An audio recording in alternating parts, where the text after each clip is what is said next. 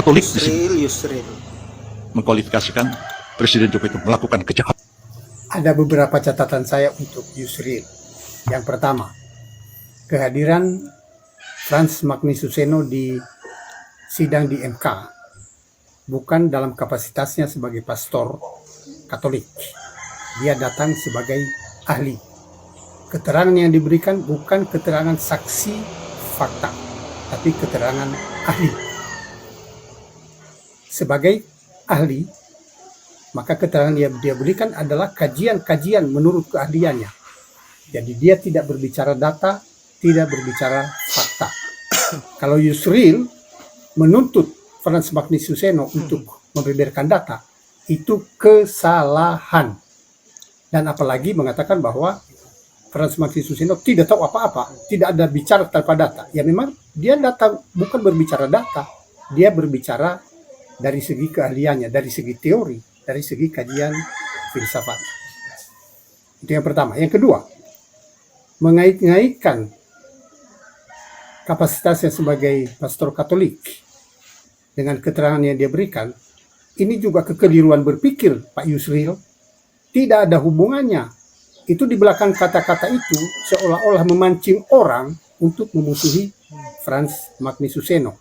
Apalagi dengan kata-kata Anda mengatakan berbicara tidak tahu apa-apa, berbicara tanpa data. Orang yang tidak berpikir kritis menganggap bahwa kata-kata Anda itu adalah benar. Mereka tidak mau tahu bahwa Frans Magnisuseno datang ke pengadilan itu di MK sebagai ahli, bukan membawa data, bukan kesaksian tentang data, tentang fakta, sama sekali enggak. Anda jangan menghasut orang loh. Ketahui posisi Anda itu orang yang terpandang, itu sangat mempengaruhi sikap masyarakat, apalagi di tingkat akar rumput, yang orang yang kebanyakan tidak mau berpikir kritis. Ya, sadari itu. Hal ketiga, saya juga mendengarkan pernyataan dari Frans Magnisuseno.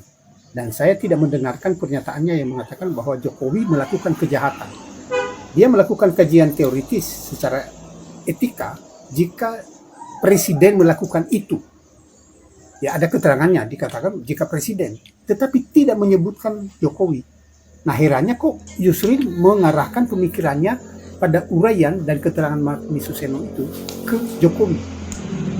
Nah ini yang bahaya justru, karena Frans Magnisuseno itu mengkaji pada tataran teoritis, tetapi justru Yusril langsung menerapkannya kepada Jokowi. Berarti apa yang diuraikan oleh Frans Magnisuseno justru Yusril yang menuduh Jokowi melakukan hal yang apabila itu dilakukan oleh seorang presiden, dan itu suatu kejahatan. Dan itulah yang dituduhkan oleh Yusril sendiri kepada Jokowi. Nah ini yang bahaya. Jangan gitu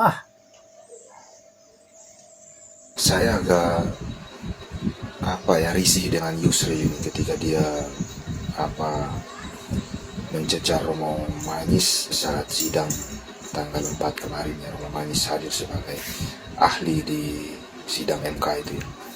Dia mengatakan bahwa Romo Magnis bicara omong kosong tanpa data dan menuduh Presiden Jokowi sebagai pencuri, bahkan sebagai mafia. Saya mau bilang bahwa Yusril ini sebenarnya muridnya Romo Magnis sebenarnya, tapi kok dia bisa sampai setolol dan segoblok ini ya.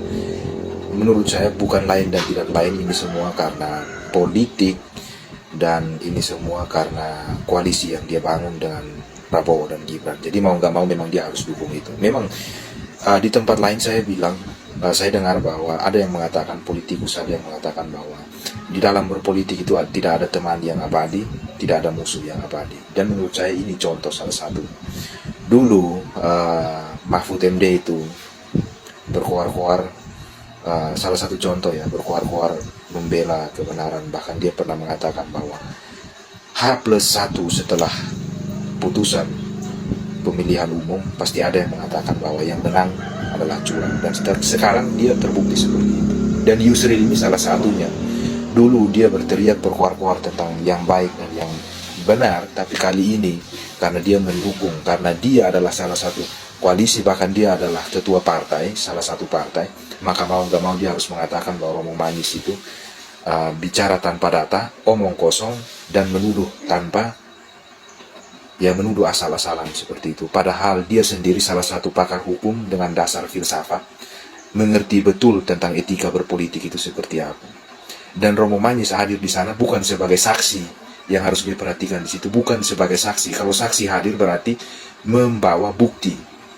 Tapi kalau hadir sebagai ahli, berarti dia membawa keahlian dia sebagai ahli dalam bidang etika politik. Jadi Romo Magnis bicara di sana mengenai etika. Jadi pantas saja secara etika Jokowi itu melanggar etika, yakni ya dengan kasar dia adalah pencuri, mafia mungkin juga.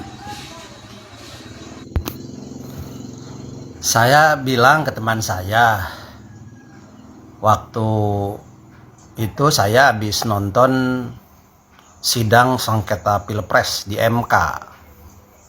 Saya bilang gini, saya heran kok tadi di sidang MK, heran kenapa? Itu sama Hotman Paris, katanya dia pengacara yang kondang dan hebat katanya. Terus emang kenapa? Ya kalau kita saksikan, kita lihat, kita nonton, kok begitu ya Hotman Paris? Begitu gimana? Ya bisa disaksikan sendirilah. Kualitasnya kok begitu itu. Nah terus yang lebih heran lagi itu Bang Yusril itu, Yusril Ihza Mahendra. Nah kenapa saya heran? Ya karena Yusril juga yang katanya maha guru, kok jadi begitu sih? Nah, begitu gimana kata teman saya? Ya kamu sih tidak lihat sih, tidak nonton gitu kan. Ya nanti ditonton lah, bisa menilai sendiri gimana tuh Yusril. Kata teman saya, oh mungkin karena Yusril sekarang sudah sekolah sama Hotman Paris, jadi ya pada begitu. Gak tahu tuh maksudnya gimana. Dasar ini mah Bang Hotman Paris, Bang Yusril, maju tak gentar membela yang. Terima kasih. Nampaknya semakin kesini Yusril Mahendra dan juga Hotman Paris pamornya semakin jatuh. Tidak ada lagi yang respect terhadap beliau ini selain penjilat dari 02. Terlihat kekecewaan demi kekecewaan yang diungkapkan oleh rakyat Indonesia terkait dengan pembelaan Yusril Mahendra dengan Hotman Paris terhadap kubu 02 yang menghalalkan segala cara bagaimana agar semua kebusukannya bisa tertutupi. Dan ini semua kita bisa menilai bahwa Hotman Paris dan Yusril Mahendra hanya berpikir persoalan uang dan uang, rela menjadi seorang penjilat hanya demi sebuah bayaran yang besar. Terlihat di video pertama tadi di mana Yusril Mahendra mempersoalkan Romo Magnis ya sebagai seorang pastor dari agama Katolik, mendapat sebuah respon yang menohok dari seorang kakek tua bahwa Romo Magnis datang di persidangan MK tidak mengaitkan dirinya sebagai perwakilan dari agama Katolik ataupun sebagai pastor dari agama Katolik, tetapi Romo Magnis ini berbicara soal etika karena beliau memang ahli di ilmu tentang etik, sehingga yang pantas untuk datang di persidangan tersebut adalah Romo Magnis.